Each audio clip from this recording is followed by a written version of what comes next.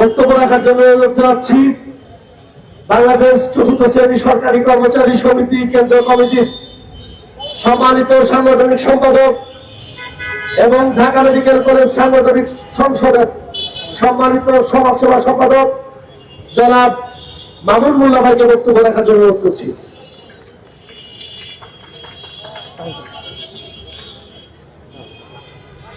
বিসমিল্লাহির রহমানির রহিম। দৈনিক মজুরি ভিত্তিক কর্মচারী সংগঠনের আজকের এই সমাবেশের সম্মানিত সভাপতি, মঞ্চে উপস্থিত বিভিন্ন ইউনিটে কর্মরত দৈনিক মজুরি ভিত্তিক কর্মচারী নেতৃবৃন্দ এবং কর্মচারী ভাই বোনেরা, বাংলাদেশ চতুর্থ শ্রেণী কেন্দ্রীয় কমিটির তরফ থেকে আপনাদের সালাম ও শুভেচ্ছা। আসসালামু আলাইকুম। বাংলাদেশ চতুর্থ শ্রেণী সরকারি কর্মচারী সমিতি মনে করে আপনাদের এই দাবি যৌক্তিক এবং আপনাদের ন্যায্য। দীর্ঘদিন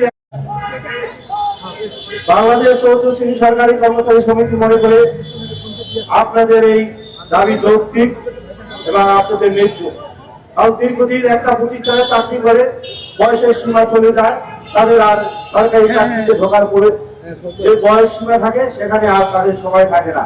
তবে আমি সরকার প্রতি আহ্বান জানাবো যে বয়স শিথিল করে সরকার যে বিভিন্ন মেগা প্রজেক্টের প্রকল্প সরকারিকরণ করছে, সেই প্রজেক্টের মাধ্যমে তাদেরকে জাতীয়করণ করুন, এই আশাবাদ ব্যক্ত করে কেন্দ্রীয় কমিটির তরফ থেকে আপনাদের সাথে একাত্মতা ঘোষণা করে এই বলে আমি আমার সংক্ষিপ্ত কথা শেষ করেছি।